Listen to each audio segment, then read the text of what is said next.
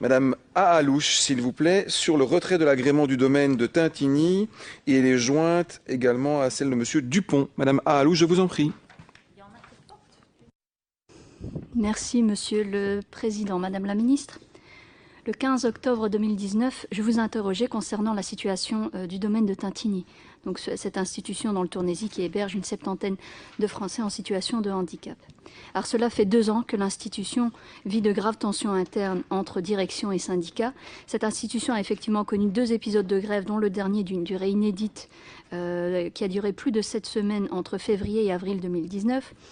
Vous m'aviez alors répondu que la VIC avait dressé un constat des infractions et des dysfonctionnements à différents niveaux de l'organisation. Un plan d'action avait été adressé aux gestionnaires, plan dont il devait impérativement se saisir. Alors, la VIC s'est ensuite assurée de sa mise en œuvre par des visites mensuelles et malgré ce suivi étroit, la situation peine à s'améliorer et les gestionnaires en ont été alertés. Entre-temps, la VIC devait prévoir des nouvelles pistes d'action, mais depuis, la VIC a décidé de retirer l'agrément au domaine de Tintigny à partir du 1er mars. Et donc, Madame la Ministre, je voulais vous interroger sur cette situation. Quels sont les manquements qui ont été constatés par la VIC? Quelles sont les pistes d'action qui ont été proposées lors du suivi? Comment est-ce qu'on explique qu'elle n'ait pas permis de redresser la situation? Quelles sont les raisons qui ont amené au retrait de cet agrément?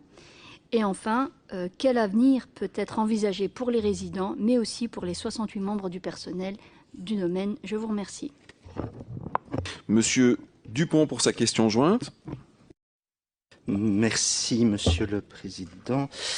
Madame la Ministre, lors de la séance plénière du 16 décembre dernier, je vous avais interpellé également une première fois concernant la décision que vous aviez prise de retirer l'agrément du domaine de Tintigny. Cette décision, je ne l'ai pas contestée, était compréhensible, vu la mauvaise gestion de la part du propriétaire du domaine. Seulement, cela entraîne un vrai risque de licenciement pour les 70 travailleurs du domaine et le déplacement de l'ensemble des résidents. Vous n'aviez pas répondu à l'ensemble de mes questions ce jour-là et c'est pourquoi je reviens vers vous aujourd'hui. Comment comptez-vous éviter que de tels agissements se reproduisent à nouveau dans ce secteur? Je vous avais proposé la solution des syndicats qui est que les flux d'argent qui viennent de France passent par la VIC pour y être contrôlés. Que pensez-vous de cette proposition syndicale? Que comptez-vous faire plus généralement pour réformer ce secteur, enfin d'y stopper sa marchandisation? Et quelles solutions comptez-vous apporter pour les travailleurs du domaine ainsi que pour les résidents? La dernière fois, vous aviez d'ailleurs évoqué la possibilité d'un repreneur. Y a-t-il eu des avancées sur ce sujet? Merci. Merci, Monsieur Dupont.